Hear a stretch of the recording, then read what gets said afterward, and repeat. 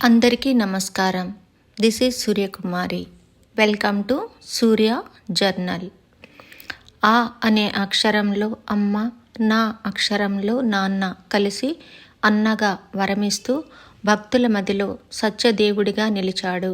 సత్యగిరిపై కొలువై నిత్యపూజలు అందుకుంటున్నాడు. కోరిన కోర్కెలు తీర్చే దైవంగా ఆరాధిస్తూ భక్తితో పూజిస్తున్నారు. పచ్చని చెట్లతో అలరారుతూ ప్రకృతి ఒడిలో కొండపై కొలువుదీరిన శ్రీ రమా వీర వెంకట సత్యనారాయణ స్వామివారి కరుణా కటాక్షాల కోసం సుదూర ప్రాంతాల నుంచి వేలాది మంది భక్తులు తరలివస్తారు.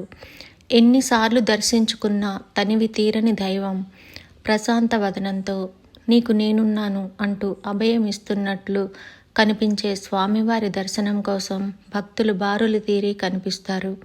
ప్రత్యేకించి ఈ స్వామివారికి వ్రతం అంటే ఎనలేని మక్కువ. అందుకే ప్రతి ఇంట ఎలాంటి శుభకార్యం జరిగినా ముందుగా సత్యనారాయణ స్వామివారి వ్రతం జరుపుకుంటారు. వివాహం జరిగిన తర్వాత నూతన వధూవరులతో స్వామివారి వ్రతం జరిపించిన తర్వాతనే శాంతి ముహూర్తం చేయిస్తారు. గృహప్రవేశం, బిడ్డలు పుట్టినప్పుడు, కార్తీక మాస పర్వదినం, ఇలా పవిత్రమైన సందర్భం ఏదైనా తప్పనిసరిగా స్వామివారి వ్రతం చేయాల్సిందే. రావి చెట్టును పూజిస్తే సకల శుభాలు కలుగుతాయని నమ్మకం.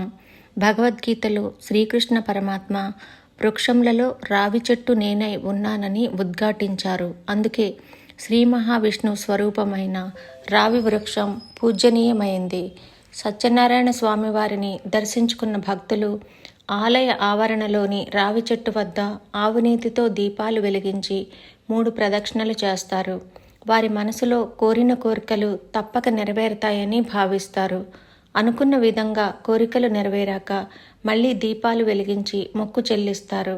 కొండపై కొలువైన స్వామి చెంతన ఉన్నంతసేపు తమకు ఎలాంటి సమస్య రాదు, అన్నింటికీ స్వామి రక్షణ కల్పిస్తాడనే భరోసాతో తన్మయత్వంతో ధరిస్తారు.